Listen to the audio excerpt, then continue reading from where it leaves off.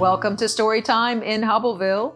We're reading Thurston T. Turtle Moves to Hubbleville, Chapter 9, The Interview.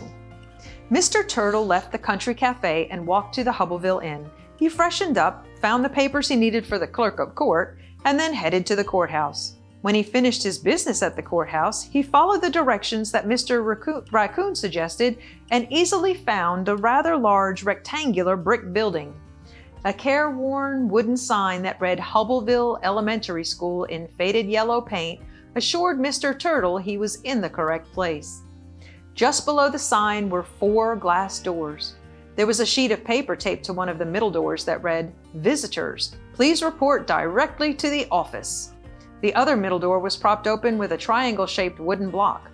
Mr. Turtle peeked around and opened the door into the building. He saw a large entryway with an office just to the left. There were long hallways stretching from the entryway in 3 other directions. It appeared to be a large school for such a small town. Mr. Turtle approached the office, where he met Betsy Bluejay, the school secretary. She had the most melodious voice. She was thrilled that Mr. Turtle was inquiring about the 2nd grade teaching position and promptly introduced him to Deborah Duckley, the principal. Mrs. Duckley welcomed the break. She had been completing paperwork all day, and invited Mr. Turtle into her office to discuss the position. She asked him questions about where he had completed his education, where he had worked as a teacher, and other important things she needed to know to consider him for the job. Mr. Turtle talked about teaching 2nd grade children in Tuckertown and described many of the creative activities he used during his lessons. The afternoon flew by. Mrs. Duckley stood up to shake Mr. Turtle's hand and encouraged him to stop by the Board of Education office to fill out an application for the job.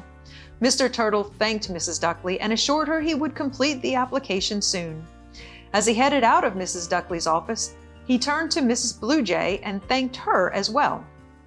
After his lengthy meeting at the school, Mr. Turtle was feeling a bit tired, so he decided to return to the Hubbleville Inn for a short nap before stopping by the locksmith shop and then heading to the squirrel's home for supper. While Mr. Turtle was settling down in his bed at the inn, Mr. Possum was completing a thorough search of every eating establishment in Hubbleville. He never did find Mr. Turtle, and he never did eat any lunch. He was tired, hungry, and quite discouraged. He decided it would be best to go back to his office and work on the next edition of the Hubbleville Chronicles. When Mr. Possum opened his office door, he saw a bright pink note resting on a pile of scattered papers and clippings on his desk. The note read, "Dear Mr. Possum, we are throwing a surprise party for a new friend tonight. The party will be held at the home of Mr. and Mrs. Squirrel at 6 o'clock. Please come and join us and be sure to bring a covered dish. Sincerely, Mr. Squirrel and Mr. Raccoon." Although Mr. Possum was exhausted, he thought it was his duty to attend the party, if only to write a story about the event for the Hubbleville Chronicles. He never suspected that the new friend to whom Mr. Squirrel and Mr. Raccoon referred was the very person Mr. Possum wanted to meet. Mr. Possum sat down at his desk.